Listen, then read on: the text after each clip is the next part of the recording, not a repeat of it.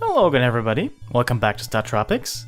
Last time we tracked down Dr. Ch's signal, and we are on our way to him right now.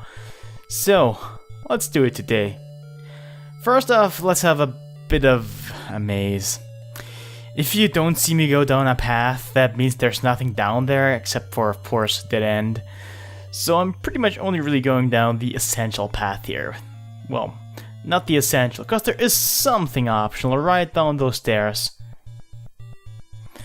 And you might have guessed it, it's just a bit of extra health. And that bit of extra health can actually make quite a big difference. As I will tell you later when it becomes relevant. But just know that it can help. Alright then, so let's make our way to the dungeon, shall we? It's just a really long and annoying trek right here, honestly, but hey, I appreciate a bit of exploration here and there. It really kind of makes well, it kind of paces out the dungeons a bit, I think. That's its main purpose, and it does so well enough. It sometimes overstays its welcome, like the beginning of last chapter, when we just had to ride around in sub-C for a long time and do some small-time teleporter maze. That was a bit too much. Anyway, this looks important.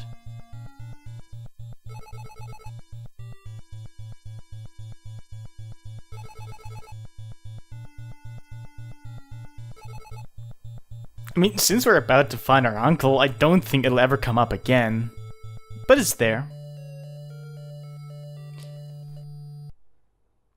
So pretty much the rest of this video will be this dungeon.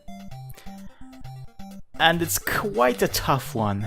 Aside from the final ones, it's probably the hardest in the game, which makes sense considering where it's placed in the game. Right off the bat, we reach a dead end. You cannot actually go through any walls here in this room. Even the word to check would just waste your time. What we actually need to do is go all the way back to the first room and notice, hey, it scrolls sideways. So you can probably go through that wall. Ah well, we could have also left the dungeon again. You can in fact do that with every dungeon. It's just there's no point really, because once you're in you kinda have to finish it anyway to progress. And there's not normally anything out there that you can still collect, except if you happen to miss like a heart container or something. And we graduated from like wooden stakes coming from below the ground to stab us to actual swords. And here is the asterisk. You might say, hey, it's just a shuriken, but it's actually more interesting than that. Because if you press the item button again when it's in the air, just flung around, it'll split up to the left and the right. Which is, you know, it works for situations just like these.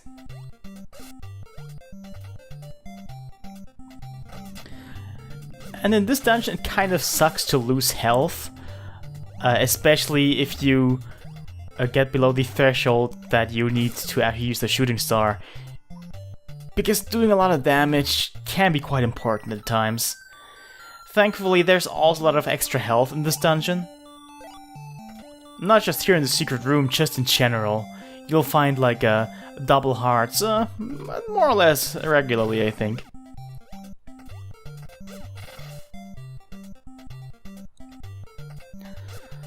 And this is pretty much the exact same room that was a dead end in the beginning of the dungeon, only this time there's a path forward. And these things you see floating around there, they're really annoying. If they hit you, you can't attack anymore for quite a bit, as long as you're blinking. And sometimes shit just piles up and you get hit over and over. You might have spotted something there. This is actually a telegraphed insta-death. Now the game starts to telegraph its dick moves. Like, it could have started sooner. Again, there's really nothing here.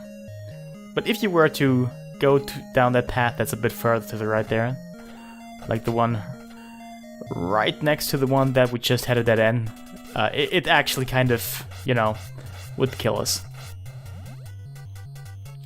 And this is quite an interesting boss, because if you touch it, you lose all your health. Unless you picked up that extra heart container. In that case, you will stand tall with just 1 health left. If you touch it, don't touch it. And if you go in there with like 1 heart less, you'll just die anyway. So don't. I mean, if you don't get hit, of course, you can just do what you want, but that should be a given.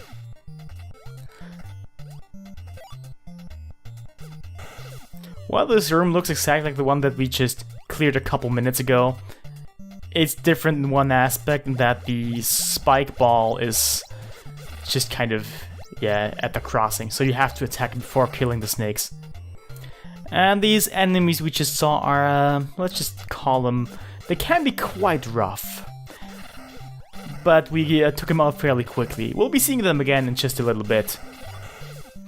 But what you do is that they just go along underneath the ground, and if they hit a wall, they will come up and spread their bullets in all kinds of directions. But if you just wait for them to reach the wall, then jump, then attack, you'll kill them. As long as you have the shooting star anyway. If you have the yo-yo, well, it's not gonna be that easy.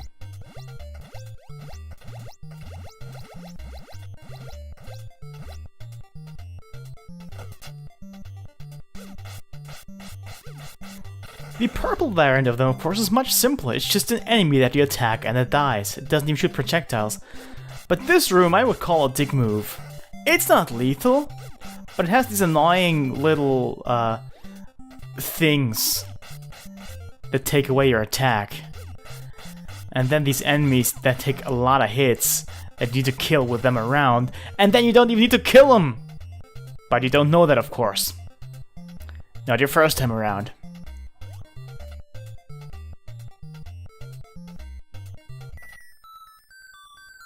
We got free medicine. The game expects us to need it, and you know, it's not too far off.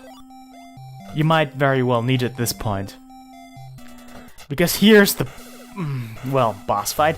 It's 2 of the enemy type that can kill you on 1 hit, unless of course you picked up the heart container. In that case you can take a hit. Just 1 though, if you're at full health. Yeah, it's not too bad, honestly, as long as you mind your distance. But it's still not a very fun experience, because it can go south really easily. But now we are rewarded with the victory music.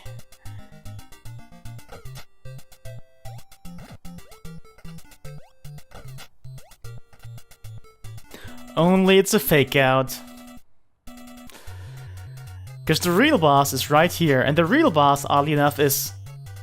Oops. Oh, good thing that never happened. Anyway, as I was about to say before I pretended to die, oddly enough, this actual boss is much easier than the mini-boss we just fought. Mainly because what you're gonna do is this. And it's dead. It's done. Projectiles are easily avoided, and you know, with the asterisk you can attack them both at the same time, and you kind of have to do that anyway.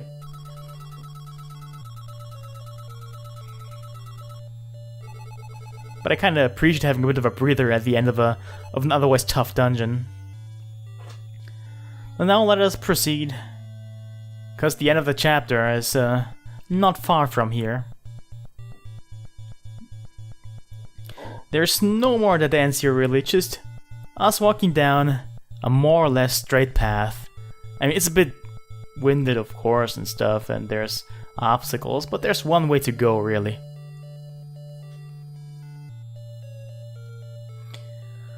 And there is a person! Who could it be?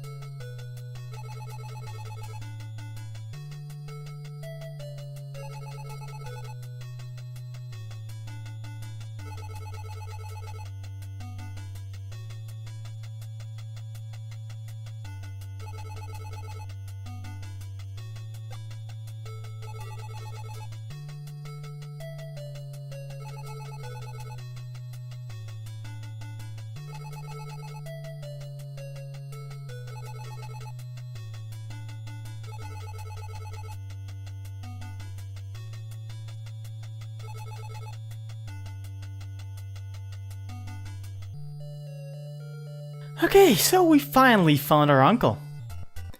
Quite amazing, isn't it? But yeah, I don't know what's more aggravating. The fact that we got sent by adults to rescue our uncle who was been abducted by aliens, or that our uncle is now telling us to fight those aliens. Ah well. See you next time, when we go to space.